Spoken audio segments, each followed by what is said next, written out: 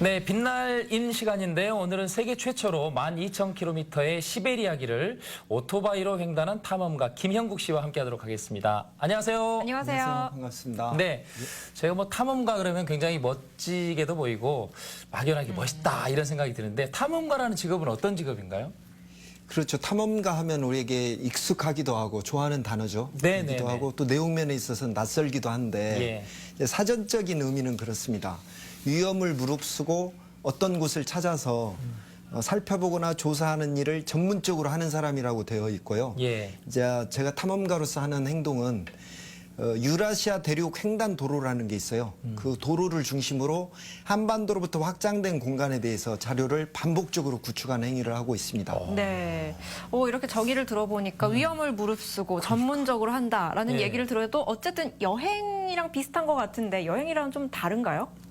뭐 일단은 경기 밖으로 나간다는 점에서는 비슷하기도 한데 저는 이제 목적성의 유무에 따라서 여행하고 차이를 두어요. 목적성이요? 목적성. 그렇습니다. 여행에 있어서는 목적 없는 여행도 있을 수 있죠. 그렇죠. 그냥 막연하게 떠나니까. 그렇습니다. 그렇지만 탐험이라는 행위에 있어서는 목적성이 반드시 필요합니다. 목적 없는 탐험 행위라는 건 있을 수가 없죠. 그게 여행하고 좀 다른 점이네요. 그렇습니다. 그렇다면 이제 그 여행이란데 이 탐험의 목적이 굉장히 궁금해지는데 유라시아 대륙을 이렇게 탐험하게 된 계기라 그럴까요? 계기가 있으실 것 같은데. 있습니다. 제가 1996년에 모터바이크를 이동 수단으로 해서 시베리아를 횡단을 했습니다. 이 행위로 인해서 저의 시선이 광주에서 모스크바까지 12,000km로 확대가 되었는데요. 이 대륙을 이제 횡단하게 된 계기는 우리가 남북 분단으로 인해서 고립된 섬 안에서 살고 있잖아요. 네, 그렇죠. 우리 안에서. 그렇습니다. 그래서 광주에서 서울까지가 320km인데 이 안에서 5천만 명이 살고 있고 살고 있다는 이유로 어떤 식으로든 선택을 하면서 살아야 됩니다. 그렇죠. 이 말의 의미는 좁은 공간에 많은 사람들이 살고 있다라는 것이고 이로 인해서 많은 갈등의 요소들이 나온다는 거죠. 이제 이 부분에 대해서 저는 공간에 대한 확장성을 말하는 탐험가로 남고 싶은데 그게 이제 우리는 한반도는 유라시아 대륙의 시작입니다. 그래서 러시아를 중심으로 한 유라시아 대륙과 경계를 맞닿고 있어요. 그 유라시아 대륙은 인구 45억의 거대 시장이자 지구 자원의 보고라고 알려져 있습니다. 저는 이 한반도로부터 확장된 공간에서 새로운 기회 가능성을 확인해보고 싶었던 것이 계기입니다. 청년의 꿈이었죠. 참 대단하시네요. 새로운 기회 가능성, 이 우리나라를 넘어서 좀 넓은 시야를 탁 트인 곳으로 가고 싶었던 어떤 그런 열망이 있으셨던 것 같은데 이 탐험을 모터사이클로 하셨어요. 모터사이클로 하신 이유가 있을까요? 일단 러시아라는 나라 자체가 세계에서 가장 큰 나라죠. 시차만 10개의 시차가 있고 그다음에 120개 이상의 다민족 국가로 이루어져 있습니다. 그래서 걸어서 하기는 좀 힘들었겠죠. 그렇죠. 이제 제가 모터사이클을 러시아를 횡단한 그 이동 수단으로 선택하게 된 것은 안톤 체홉이라는 사람과 즉석복공가의 만남이에요. 그게 뭔가요? 그게 무슨 만남일까요? 저는 이것을 이제 우연을 가장한 필연이라고 그래서 가장 열심히 원하면 우주의 기운이 함께 한다는 말도 있죠. 이루어진다. 그렇습니다. 저는 이제 1995년에 러시아와 처음 만났습니다. 오래됐네요. 20년이 넘었네요. 그렇습니다. 러시아하고 처음 만나서 저는 느낀 거는 러시아가 기회의 땅이다라고 느꼈어요. 이게 소비에트가 1991년도 12월 달에 해체됐죠. 해체되면서 이제 러시아라는 나라가 한마디로 망한 거예요.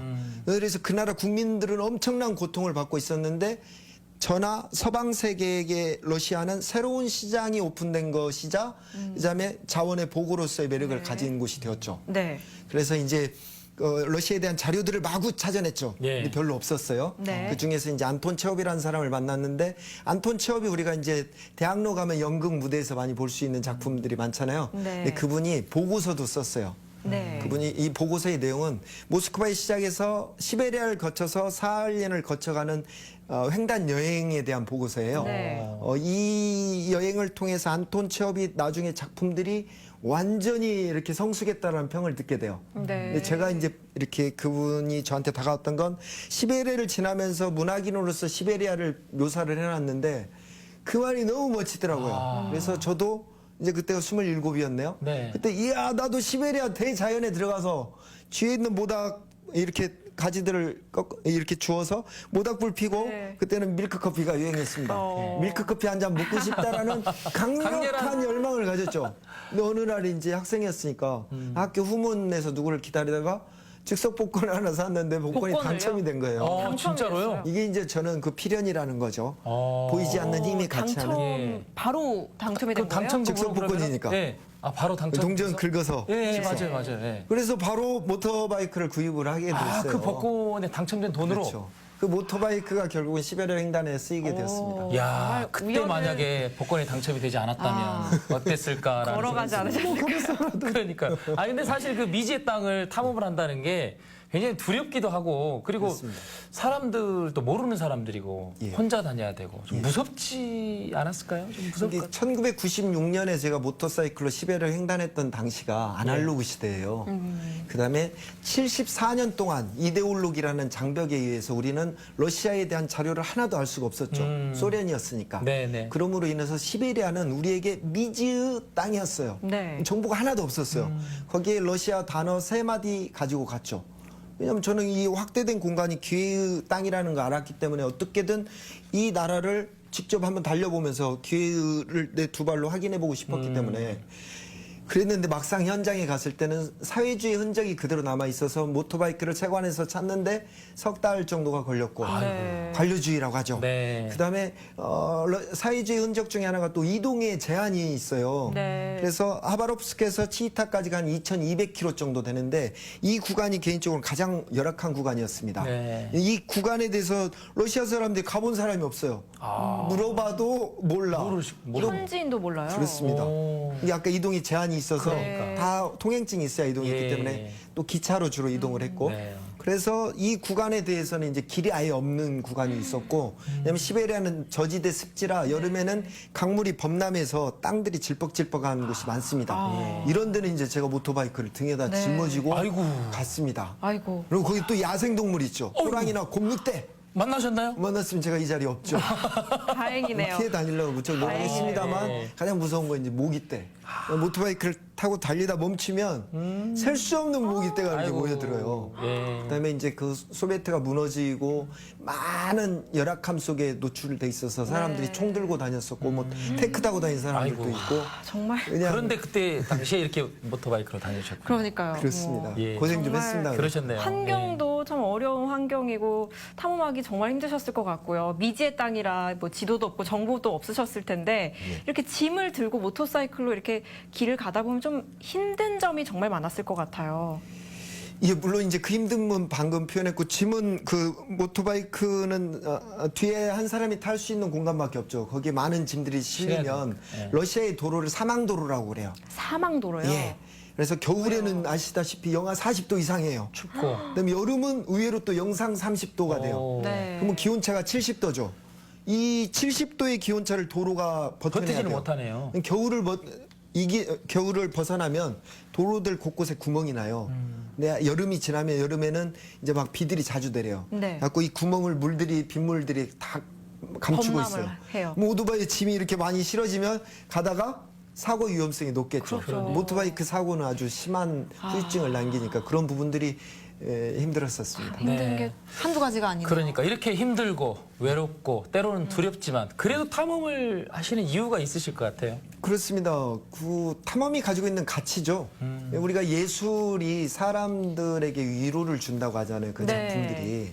근데 탐험이라는 행위도 이미 아시겠지만 지구 역사에서 많은 영향력을 끼쳐왔습니다. 저는 그 탐험이 가지고 있는 가치에 매료되어 있는 거죠. 네, 유라시아 대륙을 3번 횡단하셨다고 해서 5만 킬로미터를 총 다니셨어요. 그렇게 다니시면서 축적된 정보, 경험들로 좀 뭔가를 활용할 계획이 있으신가요? 예. 그러니까 이제 제가 1996년에 러시아로 횡단한 이후에 네. 2014년과 2017년 그다음에 24년에 걸쳐서 러시아를 중심으로 한 유라시아 대륙과 인연을 맺어오고 있는데 네. 그 결과적으로 제가 유라시아 대륙 횡단도로 광주에서 암스테르담에 이르는 시베리아를 거쳐서 네. 가는 그 도로에 대한 자료를 완전히 구축을 했어요. 이 구축된 걸로 인해서 대한민국 사람이라면 누구나 당장 지금 우리가 일상에서 사용하는 운송수단을 이용해서 한반도부터 확장된 공간이죠. 유라시아 대륙을 누구나 경험할 수 있는 구체적인 자료를 가져왔고 이 자료를 바탕으로 해서 현재는 이제 상설 전시관을 준비를 하고 있어요. 그래서 현재 모토바이크로만 유라시아를 횡단하는 사람들이 100명 이상이 되고 네. 온라인상에서는 수만 명의 변수를 갖고 그래요? 있습니다. 또 캠핑카 시장이 열려서 그렇죠. 예. 이 모든 이들이 유라시아를 횡단하는 게 꿈이에요. 그렇지만 러시아는 많은 또 위험의 요소들도 있습니다. 그렇죠. 예. 기후 요소들도 있지만 네. 그래서 이 사람들은 그냥 러시아를 달리기만 해요.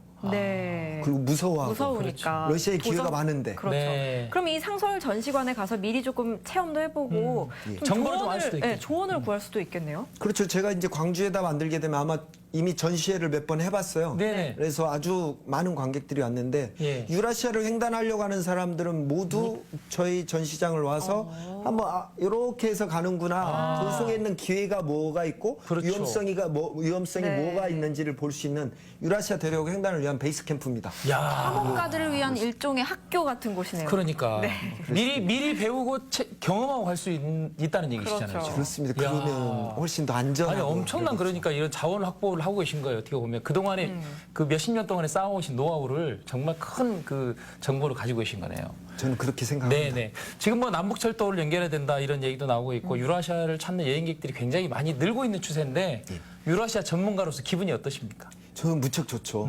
예, 블라디보스토크 이제 뭐 비행기 타면 2시간이면 가요. 네. 그리고 러시아와 한국은 비자도 필요 없습니다, 현재. 그리고 블라디보스토크 역에 가면 시베리아 횡단 기차가 출발하죠. 네. 평일에도 한국 사람들이 줄 서 있고 바이칼 호수에도 많은 한국 사람들이 있어요. 근데 제가 좀 안타까운 건 약간의 소비지향적이고 네. 러시아라는 나라가 어마어마한 기후 땅들인데 거기서 생산적인 요소들이 많아요. 네. 이게 만약에 연해주라는 데는 한반도보다 더 커요. 그 연해주에다가 수박밭도 심을 수 있어요. 그런 오. 기회들이 있는데 예. 한국 사람들의 시선이 이제 뭐 맛집이라든지 물론 여기서부터 시작하겠지만 네. 그다음에 제일로 안타까운 건 우리의 시각을 가지고 러시아에 가요. 러시아 가면 로마에서는 로마법이란 맞아요. 말이 네. 있잖아요. 예, 예, 예. 러시아는 아까 말씀드렸다시피 10개 이상의 시차를 가지고 있고 120개 이상의 민족으로 이루어진 대륙이에요. 이 나라 사람들이 바보가 아닙니다. 그 나름대로 왜 이런 이유들이 있는데 한국 사람들 가서 우리의 방식대로 러시아를 보면 얘네들은 왜 이래? 그렇죠. 러시아 그럴 수 사람들 있죠. 에따 러시아 이게 바로 러시아야. 네가 따라와 라고 말하는데 저는 좀 참을성이 필요하다고 봅니다. 네, 네. 네, 그럴 그 필요가 나라에 있겠네요. 가서 그 나라의 그렇죠. 법을 따르는 게 네. 예인 것 같습니다. 탐험가님은 마지막으로 그럼 앞으로 또 어떤 곳을 탐험하고 싶으신가요? 예, 저는 이제 그 아까 광주에서 시작해서 암스테르담에 이어지는 유라시아 대륙 횡단 도로에 대한 자료를 구축했다고 했는데 이 자료를 바탕으로 앞으로 문화 시대죠. 그렇죠. 문화의 다양한 계층들. 문화면 그림과 음악만 있는 게 아닙니다. 인류학, 지리학, 식물학, 문학, 미술음악. 이 문화의 다양한 계층들과 함께해서 유라시아 대륙을 항해하는 선단을 띄우려고 합니다. 그래서 여기 광주에서 암스테르담에 이르는 14,000km에 대한 각자의 자료를 구축하는 거죠. 네. 지리학자가, 인류학자가. 그래서 광주에 그 또 대한민국의 보따리를 풀어서 이것들을 융합을 하면 영화가 될 수 있고 게임, 인터넷 모바일 콘텐츠, 인터넷 예. 교육 커리큘럼, 리더십, 테마파크 등 문화 콘텐츠 생산의 요소들이 될 수 있습니다. 네, 문화 쪽으로 좀 확장을 하신다는 말씀이네요. 그럼 앞으로 계속 이 유라시아 대륙을 탐험하셔야겠네요. 앞으로도 계속.